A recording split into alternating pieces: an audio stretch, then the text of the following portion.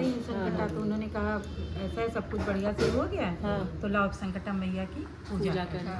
तो उन्होंने सब तैयारी की, सब बढ़िया से पूजा की, लेकिन एक चीज़ उनसे गलती हो गई कि उनके बालक ने वो प्रसाद जो उन्होंने बनाया था वो जूठा कर दिया था, लेकिन उन्होंने उसको ध्यान नहीं दिया और वैसे ही चढ़ा दिया।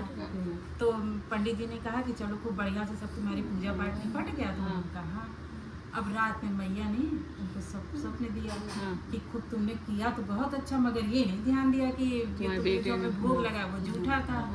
तो कहें अरे ठीक है, होना था तो हो गया, ठीक है। तो उन्होंने कहा कोई बात नहीं, तुमको मतलब क्षमा मांगनी तो रखना चाहिए। हाँ, क्षमा मांगो, हो गई गलती, कोई बात नहीं, बालक ने जुठा दी, इसका ध्यान रखना चाहिए और दूसरे क्षमा मांगनी चाहिए। इस पर भी वो कुछ बोली नहीं। तो कहा ठीक है कोई बात नहीं, 12 बरस बाद जब हम आएंगे तुम्हारे इसी बालक को ले जाएंगे, तब तुम ये दुख ना किसी से कह पाओगे और ना सह पाओगे।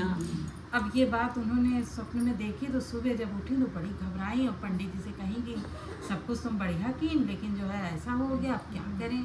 तो उन्होंने कहा अरे तुमने जब माँ स्वप्न में मिली थी तो तुम्हें क्षमा मांग लेनी चाहिए उस समय। तो कहीं बस अब हो गया सो हो गया, क्या तो फिर अब ठीक है, जब होगा तब वही उन्होंने कहा है, न सह पाओगी न कह पाओगी। अब उसी दिन से बेचारे परेशान रहने लगे। 12 बरस बाद वही दिन आया। तो पंडित जी ने कहा हम तो ये अपने आंखों से देख ना पाएंगे कि ब्राह्मणी ऐसा करो कि हमारा सतुआ और पानी हमको दे दो, हम जा रहे हैं और आज तो इसका अंतिम दिन है, बालक हम ही नहीं देखेंगे, हम जा रहे हैं। फिर निकले वो, जाते जाते थोड़ा समय व्यतीत हुआ, एक कुआं पड़ा, थोड़ा निर्जन बन में गया, उसके नज़दीकी था, गए वहाँ पे बैठ के बोले लाओ सत्तू पानी पी लें। जैसे ही उन्होंने अपनी वो गठरिया खोली तब तक वहाँ 4 सहेलियाँ 8 खेलियाँ कर रही थी, पानी भरने आई थी वहीं कुएं से। तो ब्राह्मणी जो ब्राह्मण कन्या थी वो वैश्य कन्या से कहे कि ये बताओ मान लो कभी कदाचित ऐसा हो कि तुम्हारे जो है पति का देहांत हो जाए, तब तुम क्या करोगी? तो कहने लगी हम क्या करेंगे, हमारा तो इतना राजे रजवाड़े सब पूरा दाढ़ी तौलेंगे, अपना बढ़िया से रहेंगे, हमको कौन सी कमी है। तो मतलब वैश्य यही व्यापार करते हैं, हम अपना बहुत ज़्यादा होगा दूसरा कर लेंगे। फिर क्षत्रिय से कहा कि तुम क्या करोगी, मैं सखी तुम बताओ। तो उसने कहा अरे हम क्या करेंगे, हमारे तो इतना पूरा धनाढ्य हम हैं, हमारा तो यहाँ से सुदूर देश तक हमारे इतना पूरा राज्य फैला है, हम क्या, हमें एक नहीं कितने राजकुमार मिल जाएंगे, हम भी दूसरा कर लेंगे। फिर शूद्र कन्या से कहा कि ये बताओ बहन तुम क्या करोगी? कह रहे हमारे यहाँ तो टूटी चूड़ी जो है वो जुड़ जाती है, हम तो दूसरा कर लेंगे, अपना फिर रहेंगे आराम से।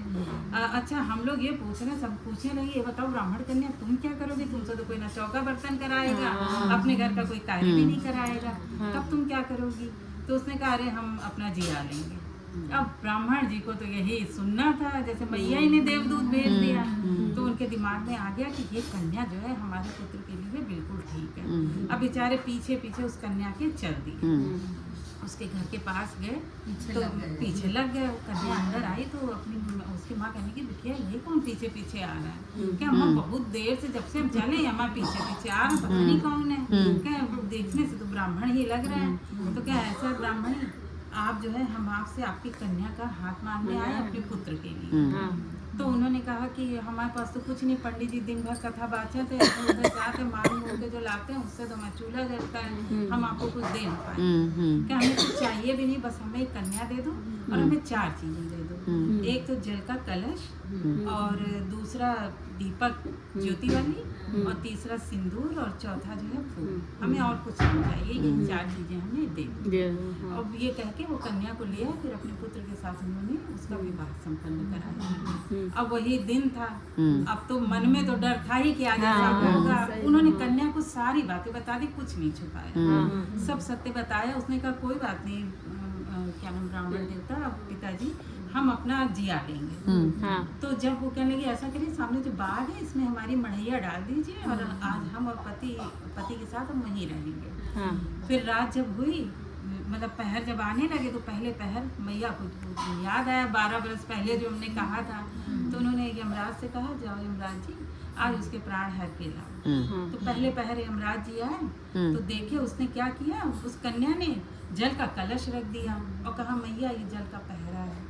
अब जल का पहरा चारों ओर वो आए देखे तो उसकी मणैया जो है वो उतराए जल में दिखे ही ना कुछ, पानी पानी चारों ओर। यमराज जी लौट गए तो मैयन का कहाँ है क्या अरे हम ला ही नहीं पाए, इतना जल था वहाँ, वो मड़ैया में कुछ दिख ही नहीं रहा था। क्या एक पहर तो बीत गया, दूसरा पहर आया। क्या अच्छा जाओ दूसरा पहर लग गया, जाओ अब लेके आओ उसके प्राण। फिर यमराज जी गए, देखे तो वहाँ पे उसने क्या किया, सिंदूर का पूरे चारों ओर पहरा लगा दिया। अब जब यमराज जी आए, इतनी लालिमा कि कुछ उन्हें दिखे ही ना, फिर वो चले आए। फिर माता ने कहा कि अरे तुम फिर चले आए, उसके प्राण भर के नहीं लाए? तो कहने लगे अरे मैया वहाँ सिंदूर इतना छिड़का हुआ था, इतना लालिमा वहाँ थी कि कुछ दिख ही नहीं रहा था। फिर भाई माँ ने कहा अच्छा चलो तीसरे पहर जाओ, अब लेके आओ। जब तीसरा पहर आया, जब वो गए तो देखे कि वहाँ जो है दीपक जल रहा। अब दीपक जब जल रहा, उसकी इतनी लपट, इतनी लाव कि वो दिखाई ना दे। फिर वो चारों ओर चले आए, बोले कि हमारे बस की बात नहीं है। फिर बेचारे जब आए तो मैया ने कहा अच्छा तुम्हारे बस की बात नहीं, हम ही जा रहे हैं। चौथे पहर जब मैया अपने डोले से आसन से तैयार होके गई तो वहाँ उस कन्या ने चारों ओर सुगंधित फूल एकदम बिखेर के रख दिए।